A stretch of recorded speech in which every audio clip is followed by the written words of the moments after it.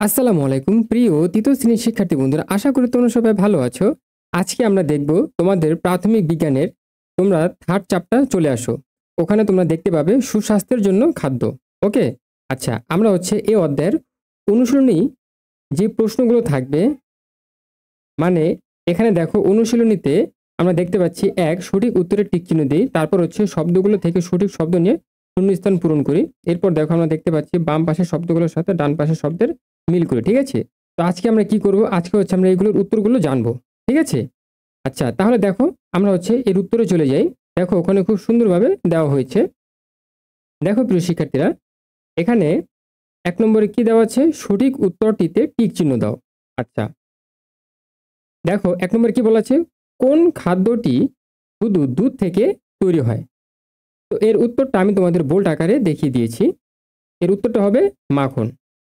এরপর আসো, আম কোন ঋতুর বা সময়কালের ফল। এর উত্তরটা হবে গ্রীষ্মকাল। এরপরে আসো, পেয়ারা আমাদের শরীরে প্রধানত কোন ধরনের কাজ করে। এর উত্তরটা হবে রোগ প্রতিরোধ করে। আচ্ছা এরপর আসো 2 নম্বরে, শব্দগুলো থেকে সঠিক শব্দ নিয়ে শূন্যস্থান পূরণ করো। এখানে দেখো প্রিয় শিক্ষার্থীরা, তোমাদের এই উপরে কিছু শব্দ দেওয়া থাকবে। তো আর এখানে দেখো নিচে তোমাদের শূন্যস্থান থাকবে। তো এই উপরের যে শব্দগুলো তোমরা দেখতে পাচ্ছ, তো এখান থেকে সঠিক শব্দগুলো নিয়ে তোমাদের এই বাক্যগুলো তৈরি করতে হবে।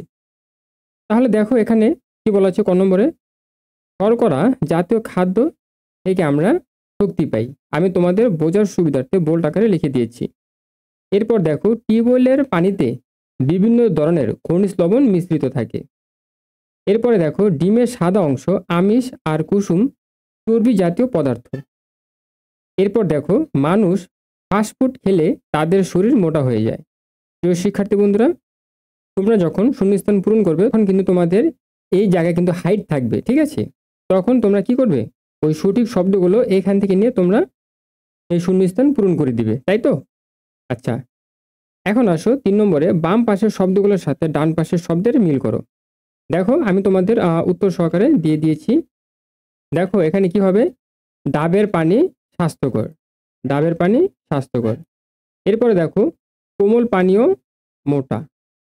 এরপর দেখো, শাকসবজি কি হবে, ভিটামিন। এরপরে আসো, ডিমের বিচি আমিষ। এরপরে আসো, খোলা খাবার কি, জীবাণু। তো প্রিয় শিক্ষার্থীরা, আমাদের 39 পেজে 1, 2 আর 3 এর উত্তরগুলো আমি কিন্তু তোমাদের খুব সহজে দেখিয়ে দিলাম। ঠিক আছে, আচ্ছা তাহলে দেখো প্রিয় শিক্ষার্থীরা, আজকের ভিডিওটি এ পর্যন্তই। তো পরবর্তী ভিডিওতে আমি তোমাদের সংক্ষিপ্ত প্রশ্ন আর বর্ণনামূলক প্রশ্ন নিয়ে আসবো। ঠিক আছে, ঠিক আছে তাহলে আজ এ পর্যন্তই। সে পর্যন্ত ভালো থাকবে। ধন্যবাদ সবাইকে।